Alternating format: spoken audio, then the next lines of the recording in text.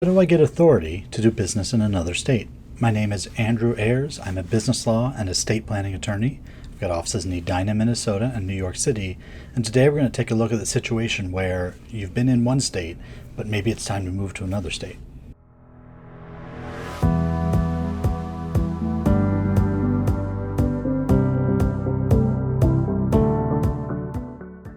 So this issue can come up in a variety of ways. So for example, you may have set up your company in New York, but you are now doing a lot of business in Arizona. And let's say you're actually moving to Arizona and you're going to live out there. And the question is, can you still operate your business in Arizona? Can it be run from New York?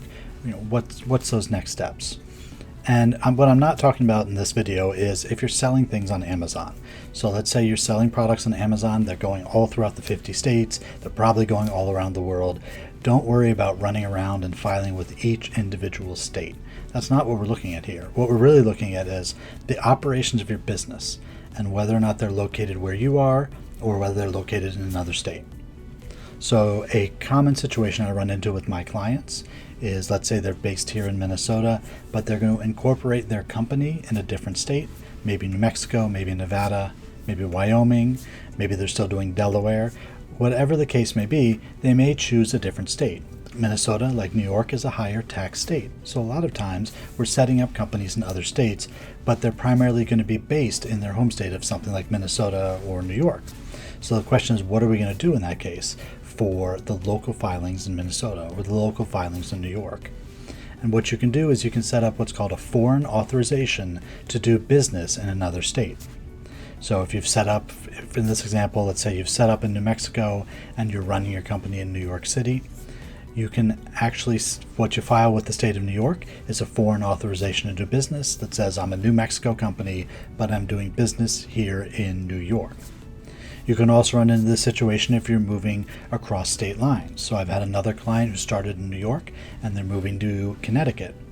And they were hopeful that Connecticut would just allow them to do what's called domestication, which is taking your company and just moving it over state lines with a simple filing and then just moving forward. However, in that case, New York and Connecticut did not allow for domestication. So in that case, we're going to have to shut down the New York company and open a new company in Connecticut. So this issue of a foreign authorization can arise in a variety of different ways. So if your business confronts it, it's going to be important that you talk to a professional to help you through that process. So if we're going to get started on this process, there's usually 5 steps we have to look at. The first step, and the most important step in my mind, is the research and compliance. So we need to make sure we're looking at what the rules are, what's required both in the state where you are and the state where you're going to be registering as a foreign business. They may be very different filings. And as I said, some states will allow you to just domesticate. So it's just filing a document saying, by the way, I operate here in the second state. Others are going to require more complex filings. But it's important that we research and make sure we're compliant with the new state's filing requirements. Step number 2 in this process, we need a certificate of an authority application. So this is going to be filed with the state where you're going to say that I have authority to, it shows that you have authority in your originating state as you're moving to your new state. So back to our New Mexico and New York example, what happens is we get a certificate of authority from New Mexico to show that the company has been operating there and in good standing, and you can file that with your paperwork in New York. Step number 3, obtain any other required documentation. So if you're going to be shutting down your business in one state and moving to another, we probably need a tax clearance certificate. If everything's going to stay open in both states, we want to make sure that we have any necessary filings from the originating state so they can be filed with your new state. Step number 4, a registered agent. So if you're going to be living in or operating in the new state you're going to, you probably don't need a registered agent. You can have the registered agent be your company's address in that state. But if you're setting up your company in a state, so let's reverse it. Let's say you're in New York and you're going to open a remote office in New Mexico, and we're going to file with the Secretary of State in New Mexico. You also need a registered agent in the state of New Mexico. This goes back to our step 1 part of research. We want to make sure that if you're in a state that requires a registered agent, and you'd be hard-pressed to find one that doesn't require some kind of registered agent for their corporations, then we want to make sure that we've got the registered agent in place. And these are usually pretty easy to find online.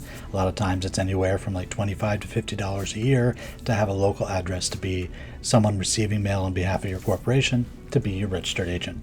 Step number 5, ongoing compliance. So when we get to step number 5, this means we've filed everything, it's been accepted, the paperwork is good in both states. We want to make sure that we're doing any ongoing filings. Some states require an annual filing for companies, some require biannual, so it's every 2 years. Others have very different requirements of what needs to be filed and when, whether we have to file the identity of the owners of the company or if we just need an agent. So we want to make sure that whatever those ongoing compliance requirements are, that we're getting them met. So with this simple 5-step process, hopefully you can see how you can register to do business in a foreign state, getting that foreign authorization, researching compliance, a certificate of authority from your old state, any other required documentation, finding a registered agent, and then making sure you're compliant ongoing going forward. Now this may sound a little bit complex, and this is where it usually makes sense to speak to a business attorney in the state where you're going to be registering and also in the state where you currently are. Make sure we're getting all those documents together for you. So if you're not sure where to get started and you want to get moving on this, you can go to my website, andrewmayers.com. On the front page, there's a red button that says Legal Strategy Session on it. If you click it, you'll be taken to my personal calendar. We'll set up a 15 or 20 minute phone call to go through where you are in the process and give you some next steps on how to get this foreign authorization for your company to do business in another state. While it may seem complex, it's usually not very complex, but it's just a matter of making sure we follow all the steps, check all the boxes, dot the I's, cross the T's, so that you're authorized to do business in that other state.